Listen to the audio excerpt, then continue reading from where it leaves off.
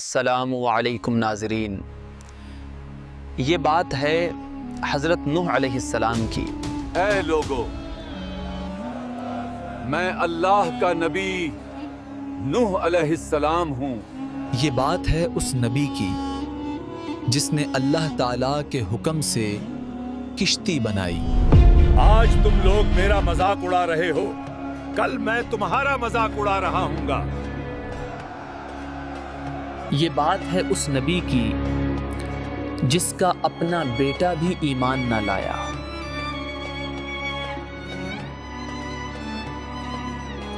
یہ کہانی ہے اللہ کے عظیم پیغمبر حضرت نوح علیہ السلام کی۔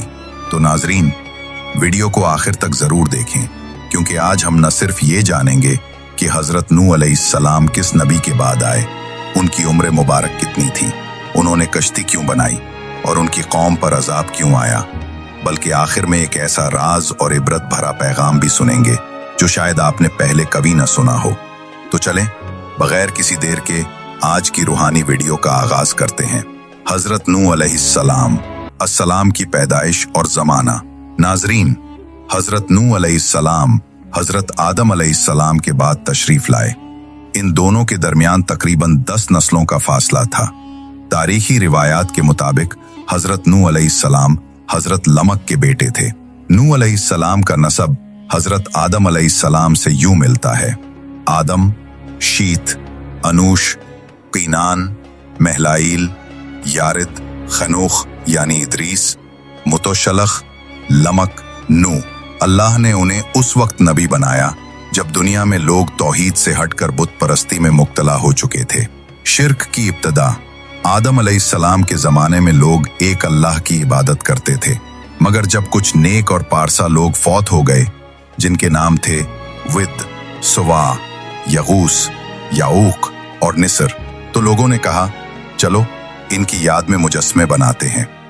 پہل صرف یادگار کے لیے بنائے گئے، پھر وقت گزرتا گیا، اگلی نسل نے کہا یہ تو ہمیں برکت دیتے ہیں، یہ تو ہمیں اللہ کے قریب لے جاتے ہیں۔ یوں شرک کا آغاز ہوا، اور یہی تھا وہ دور جب توحید کا سورج ڈھلنے لگا۔ حضرت نوح علیہ السلام کی دعوت۔ پیارے ناظرین، ایسے میں اللہ نے اپنے نبی نوح علیہ السلام کو بھیجا۔ اللہ تعالیٰ نے فرمایا، ہم نے نوح کو اس کی قوم کی طرف بھیجا کہ اپنی قوم کو عذاب آنے سے پہلے خبردار کر دے۔ سورہ نوح 1۔ نوح علیہ السلام نے اپنی قوم کو دن رات چھپ کر بھی اور کھلے عام بھی بلایا۔ وہ فرماتے تھے، اے میری قوم، صرف ایک اللہ کی عبادت کرو، وہی تمہارا خالق، رازق اور مالک ہے، اسی کی طرف تم سب کو لوٹ کر جانا ہے۔ لیکن ناظرین، قوم نے جواب دیا، تم تو ایک عام انسان ہو، ہم تمہاری کیوں سنیں؟ تمہارے پیچھے تو غریب لوگ ہیں، ہم اپنے بتوں کو نہیں چھوڑ سکتے۔ یہی وہ تکبر اور انا تھی جس نے ایک پوری قوم کو ہلاک کر دیا۔ حضرت نوح علیہ السلام کا صبر۔ نوح علیہ السلام نے ہمت نہیں ہاری۔ قرآن بتاتا ہے کہ انہوں نے 950 سال اپنی قوم کو دعوت دی۔ نہ دن کا سکون ملا، نہ رات کا آرام۔ کوئی نبی اتنا طویل عرصہ اپنی قوم کو نہیں سمجھاتا، لیکن افسوس، قوم نے ان کا مذاق اڑایا۔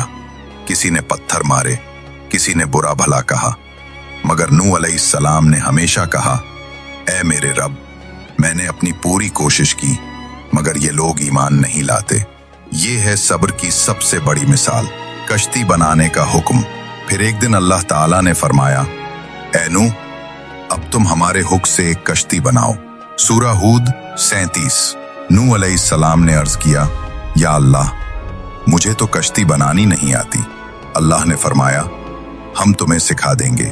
پھر اللہ کے حکم سے نوح علیہ السلام نے درخت اگائے، انہیں کاٹا، تختے بنائے، اور اللہ کی وحی کے مطابق ایک عظیم الشان کشتی تیار کی۔ کشتی کی لمبائی، چوڑائی اور ساخت روایات کے مطابق، کشتی کی لمبائی 300 ہاتھ تقریباً 150 میٹر، چوڑائی 50 ہاتھ تقریباً 25 میٹر اور اونچائی 30 ہاتھ تقریباً 30 میٹر تھی۔ 15 میٹر تھی۔ یہ 3 منزلہ کشتی تھی۔ نچلی منزل جانوروں کے لیے، درمیانی منزل انسانوں کے لیے، اوپر والی منزل پرندوں اور اناج کے لیے۔ یہ ایک مکمل الہی ڈیزائن تھا جس کا ہر کل اللہ کی نگرانی میں لگایا گیا۔ قوم کا مذاق जब नूह अलैहिस्सलाम खुश्की पर कश्ती बना रहे थे, लोग रोज आते और हंसते, कहते, पहाड़ों के दरमियान कश्ती? ये नबी नहीं, बढ़ई बन गया है। नूह अलैहिस्सलाम जवाब देते, तुम आज हंस रहे हो, कल हम हंसेंगे। ये जवाब बाद में हकीकत बन गया। तूफान का आगाज। फिर वो दिन आया जब अल्लाह ने फरमाया, जब तनूर उबिल पड़े तो जान लो कि मेरा हुक्म आ गया है। जमीन के अंदर से पानी फूटा, आसमान से मूसलाधार बारिश बरसी और देखते ही देखते सारी जमीन पानी में डूब गई। पहाड़ समंदर की तरह बहने लगे, जमीन लरज उठी और वो सब जो इनकार करते थे अल्लाह के अजाब में गर्क हो गए। निजात पाने वाले कश्ती में सवार थे। 1. हजरत नूह अलैहिस्सलाम।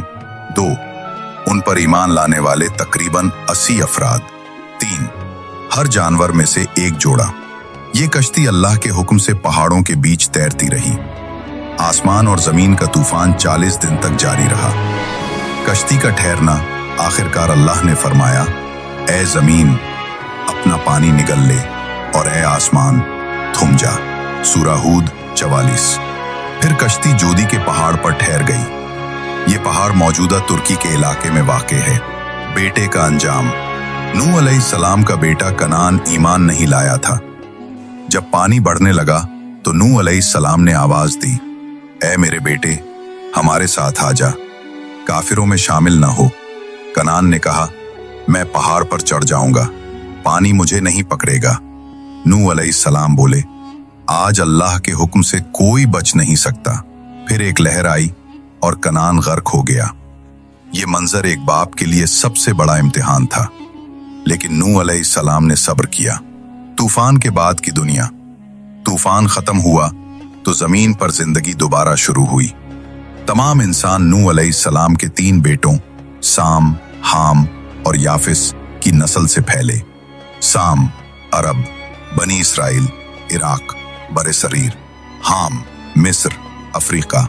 याफिस तुर्क, यूरोपी, चीनी कौमें। यानी आज दुनिया के तमाम इंसान हजरत नूह अलैहिस्सलाम की नस्ल से हैं।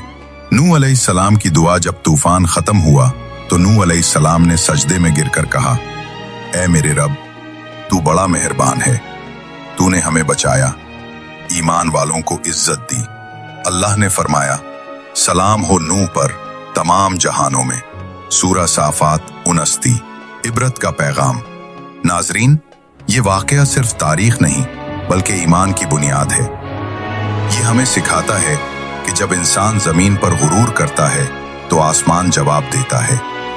जब कौम नबी का मजाक उड़ाती है तो अल्लाह की अदालत खामोश नहीं रहती, और जब मोमिन सब्र करता है तो अल्लाह उसे हमेशा निजात देता है। तो चैनल को सब्सक्राइब और शेयर जरूर करना ताकि मेरी हर नई वीडियो आप तक पहुंचती रहे। शुक्रिया।